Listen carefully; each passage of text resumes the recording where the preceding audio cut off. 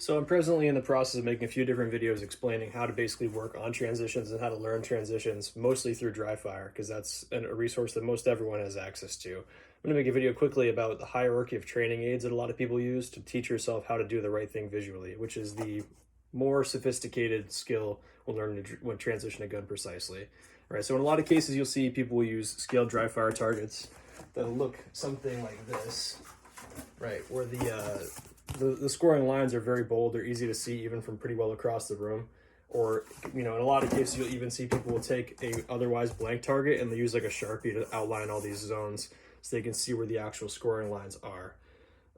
Rationale being you can see the zone, you can sort of see where your gun is on the target a little bit easier when that handicap is on there. I'm not a fan of that method because I think it trains you to look for the whole zone and you call shots in terms of the whole zone and not looking at a spot, which in my opinion is the most precise and most efficient way to call shots, steer transitions, etc. I always train people to try to look at a golf ball size spot. So it's a size that people can rationalize pretty much at any distance. They can look to a spot, they think, okay, yeah, zero your vision down to a spot the size of a golf ball, right? So there's a few different ways that things you can do as far as training aids go for teaching yourself to do the right thing visually through Dryfire.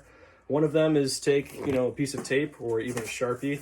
You can give yourself an actual spot that you can look at. That's, the scaled approximate size of a golf ball. I don't like to do this on every single target.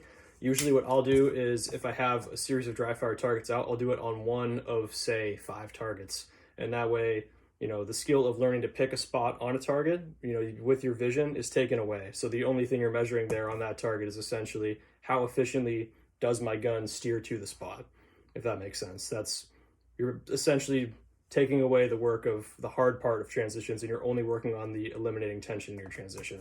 Another thing you can do, which I think I prefer a little bit more, is to take a much finer writing implement like a pencil or something, and you can make fairly light score lines on the surface of a target that you're shooting at over the entire thing, not just over the A zone, right? And this is going to give you a little bit of texture that you can then see with your eye from right across the room. And it's going to let you know whether or not you're actually looking at the target. And you can see this is pretty hard to see on camera with this not super awesome lighting, right? But you can see that the lines are not even as obvious visually as the scoring zones. But what this does, right, is if your eye is on the surface of the target in depth, you're going to be able to see the lines, basically.